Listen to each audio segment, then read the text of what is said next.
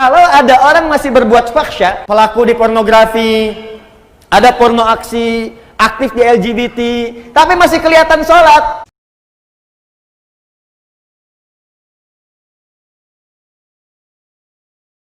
Al-Ankabut ayat 45. Ibu hafal insya Allah pertengahannya, cuman awalnya aja barangkali yang sering dilupakan. Buktinya gampang. Innas sholata tanha. Oh, itu pertengahannya. Awalnya utlu ma uhya ilaika minal kitab. Tuh, lihat utslu tilawah, Bu. Coba Ibu bandingkan dengan Al-Baqarah 129.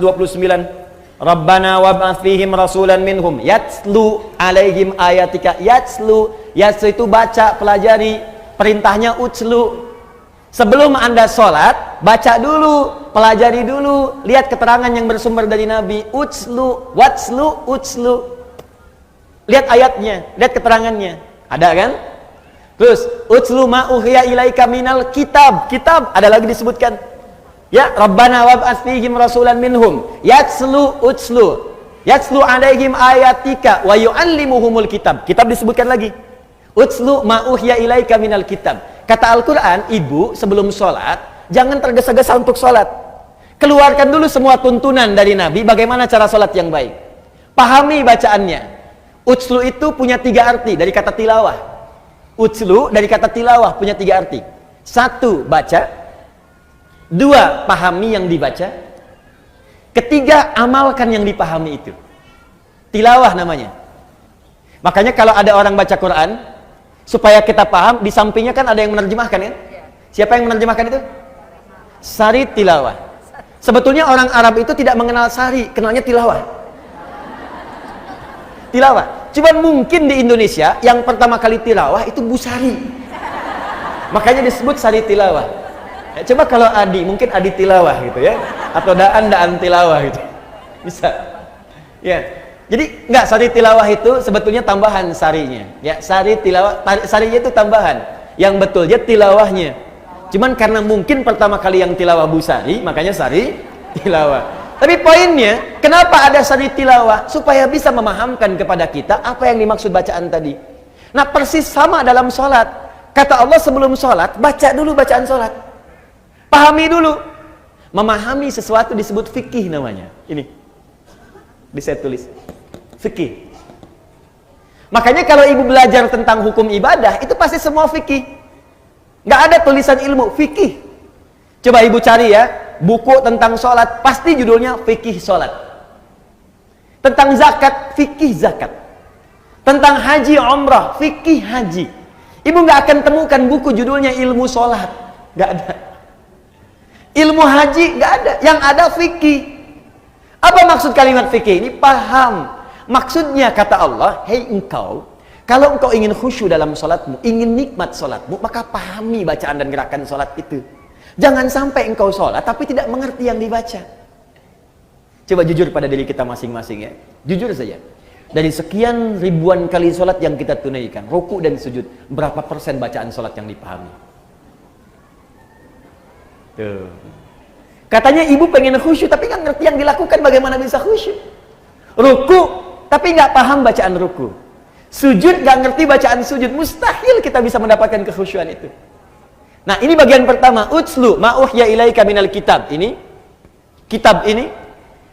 Kemudian wa aqimis shalah, setelah paham tadi bacaan gerakannya, tunaikan salat. Ini.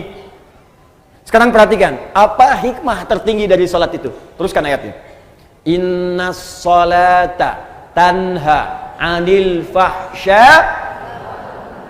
Itulah akhlak. Kata Allah, kalau sholat seseorang benar, maka ukurannya adalah dia akan terbebas dari perbuatan keji dan munkar. Di sholat yang ditunaikan dengan benar. Sholat yang ditunaikan dengan benar. Ada alif lamnya, Bu. Ingat ya, ada alif lamnya. Kalau tidak ada alif lamnya, sholat itu artinya umum, sholatnya bebas. Ibu mau cepat-cepat, mau lambat silahkan, mau khusyuk, mau tidak bebas. Tapi kalau ada alif lamnya disebut alif lam ma'rifah, khusus sesuai ketentuan. Dan semua bacaan sholat dalam Al-Quran, semua bacaan sholat, kalimat sholat dalam Al-Quran yang bermakna ibadah, dari mulai takbir sampai dengan salam, seluruhnya menggunakan alif lam. Kalimat sholat pertama Al-Baqarah ayat 3, alladzina yu'minuna bil ghaib wa yuqimunas sholat. Al-Baqarah 43, wa aqimus sholat. 45, wasta'inu bis sabri was sholat. 153, ya ayyuhalladzina amanu ista'inu bis sabri was sholat. 238, hafizu alas sholawat. Quran surah ke-11 misalnya ayat 114, aqimis sholata tarafail lail. Quran surah ke-17 ayat ke misalnya 78, aqimis sholata liduluki syamsi. Selalu pakai alif lam. Itu artinya kalau kita sholat mesti benar. Nah, kalau sholatnya benar, apa dampaknya dari situ? Akhlak. Tanha anil fahsya'i wal munkar. Maaf, semua orang baik itu sumber kebaikannya terbebas dari dua ini. Mohon izin Bu ya, kalau ibu anaknya, cucunya, atau kita sendiri ingin baik, rumusnya gampang. Bebaskan dari dua sumber ini. Tidak ada yang ketiga. Di keburukan itu cuma dua. Kalau bukan fahsya, pasti munkar. Kalau bukan fahsya, pasti munkar. Apa itu fahsya? Keji. Apa itu keji? Fahsya. Fahsya, keburukan yang bersumber dari syahwat. Pornografi, porno aksi, LGBT, yang jorok-jorok, yang kotor itu fahsya. Awas, hati-hati. Saya ulang ya. Pornografi, porno aksi, LGBT, homo, lesbi, transgender, sejenisnya itu fahsya namanya. Jadi mustahil ada orang sholat berbuat fahsya, mustahil. Makanya ketika seseorang sholatnya benar, itu pasti akan memberikan perisai pada dirinya dari perbuatan fahsya. Nih Bu ya, gak usah jauh-jauh.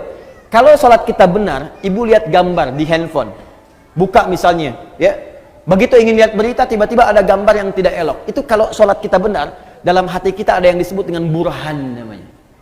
Apa namanya? Burhan. Itu ada Ustadz Yusuf Burhan. Burhan. Laula an ra'a burhana rabbi. Burhan. Burhan itu petunjuk Allah. Saya ulang ya. Burhan itu petunjuk Allah yang muncul dalam hati, yang menjauhkan kita dari maksiat. Petunjuk Allah yang muncul dalam hati, yang menjauhkan kita dari maksiat. Nabi Yusuf pernah diajak berduaan oleh seorang perempuan, istri seorang pembesar, untuk melakukan hubungan yang tidak dibenarkan. Ya, ini dalil tidak dibenarkannya. Awas, perbuatan zina di luar nikah. Hati-hati di surat Yusuf. Ya, walaqad hammat bihi, ya, wa hamma biha laula an ra'a burhana rabbi. Perempuan itu mengajak Yusuf untuk berduaan. Perempuan itu telah memiliki suami. Yusuf belum menikah sama sekali, diajak berduaan. Ini dalil jelas dalam Al-Quran tidak diperbolehkannya hubungan seksual di luar pernikahan. Jadi nggak usah bikin disertasi, capek. Ya, udah satu ayat baca selesai. Ini artinya orangnya jarang baca Quran. Balik ke sini. Ketika kemudian ditampakkan oleh Allah, laula ara'a burhana rabbi, kalau dia tidak merasakan, melihat burhan, petunjuk di hatinya dari Allah, ini salah, jangan lakukan. Kalau Nabi itu pasti dijaga, maksum. Nabi nggak mungkin berbuat maksiat, dijaga. Kalau kita karena bukan Nabi, dorongan nafsu itu ada, tapi oleh Allah diberikan pancaran di hatinya supaya mencegah dia berbuat maksiat. Makanya ibu sering dengar suara hati ketika berbuat salah. Kalau nggak percaya begini Bu, tes ya, tes. Masih ada nggak nih? Nanti keluar dari sini, ibu coba pakai sendal orang lain. Ngetes, awas, bukan dilakukan, ngetes. Pakai aja. Punya saya, kata Ustadz Adi. Ini cuman cek. Cek ya. Lihat sini, ibu pakai. Begitu ibu pakai itu, nanti akan ada suara hati dalam benak kita. Itu bukan punya kamu. Pasti itu. Ada snack aja, snack dikasih itu, di samping misalnya, ibu mau ambil aquanya, ketika itu bukan untuk ibu, hati ibu akan mengatakan, itu bukan punya kamu. Iya, selalu begitu. Itu burhan namanya. Nah makanya orang-orang yang sholatnya bagus, itu pasti sinyal burhannya kuat Bu. Nggak percaya silahkan, semakin banyak sholatnya, semakin tinggi kualitasnya. Bahkan jangankan yang fardu, sholat sunnah dia buru, tahajud dia kerjakan, sholat duha dia lakukan, rawatib tidak pernah tinggal, sholat mutlak dia lakukan, semua jadi sholat dia koleksi. Kalau sudah dikerjakan semua ini, demi Allah saya katakan, mustahil dia akan berbuat fahsya. Mustahil. Sebaliknya, kalau ada orang masih berbuat fahsya, senang berkata kotor, apalagi berbuat seperti yang tadi, pelaku di pornografi, ada porno aksi, aktif di LGBT, tapi masih kelihatan sholat, itu pasti ada yang salah dalam sholatnya. Ada yang keliru. Karena mustahil sholat itu bersanding dengan perbuatan maksiat, itu mustahil. Jari orang tahiyat tidak akan berbuat maksiat.